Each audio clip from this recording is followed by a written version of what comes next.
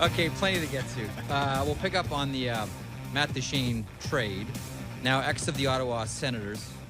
Now of the Columbus Blue Jackets. And again, looks like a first, Vitaly Abramov, who actually almost made the Blue Jackets 2 seasons ago. Highly skilled player.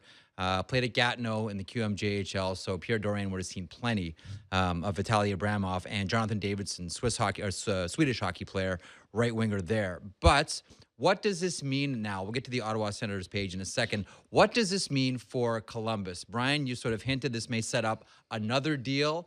You're Jarmo Kekalainen. You've just acquired Matt Duchene. What's your next move? Well, you've picked up a quality player that a number of teams have been in on over a number of years. So this is a guy that can help your hockey club.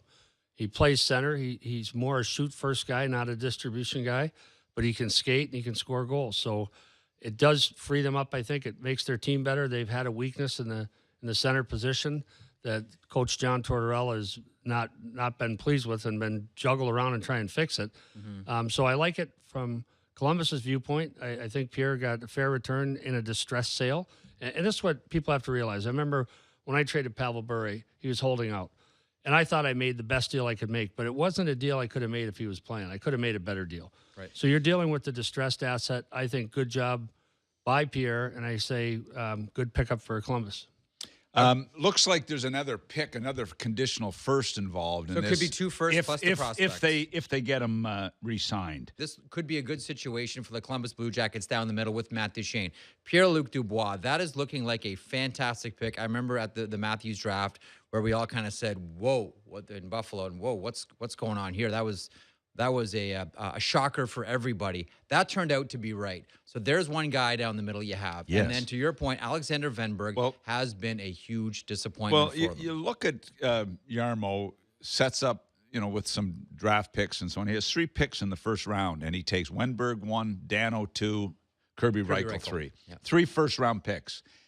And Wenberg was a guy that in fairness to Kekalainen, everyone had him. Everybody had Wenberg as a top guy. Yep. And people like Dano and people like Reichel. No problems with the picks. They didn't pan out, essentially. Mm-hmm. Wenberg, when you have a guy that's supposed to be a 1-2 center and he can't get the job done, that is a real frustration. And finding those centermen are an unbelievable challenge. I had the same problem. I mean, the best centerman I ever required in Columbus was Brassard. He was the best I could, come up with. We missed out on Kopitar, but everybody did. We said on this show a month ago, don't be surprised if Columbus move Panarin and use the assets for Duchene. Use the assets for Duchene. They haven't moved Panarin, and they have Duchene. That's right. So now the question is, they will pick up additional assets. They will get the assets back on Panarin that they just lost, or equivalent of it. Or they'll keep him as a rental. That's where I want to go. Or do you just say, hold on a second here. It's jump ball in the Metro. We know what's happening with Tampa, the Atlantic, and that's a real tough out. But it's jump ball in the Metro, with all due respect to the Islanders, who have hit a little bit of a speed wobble. And maybe we should just go for it. So here's what you've got to really consider. So you're sitting there and you say, okay, we can get another first for Panarin. Okay, so what you say is, why wouldn't we keep Panarin? We've got Duchene. Let's win a couple of rounds. Then we get Duchene signed. That's your first pick for Panarin. You see what I mean? Yeah. So all of a sudden, you've got a better team. You've got a chance to win. The Columbus fans deserve a playoff run. This has been 18 years or 19 years. They deserve a playoff run. This is the best opportunity. You're going to keep Bobrovsky. Mm-hmm. I know you don't want to lose Panarin for nothing. I get that. But if you have a run, you might get Panarin signed too. Who knows?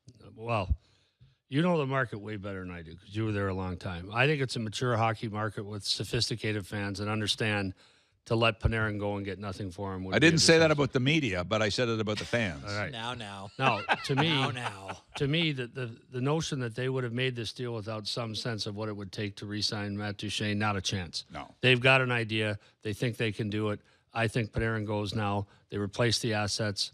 Are they as good a team with Duchene in the lineup and Panarin not? Probably not. They're very different players, but they're a much better team than they would be if they traded Panarin and got nothing. So would they? I like it. I think Jarmo, see what he does with the next piece, but I think this is a great first move.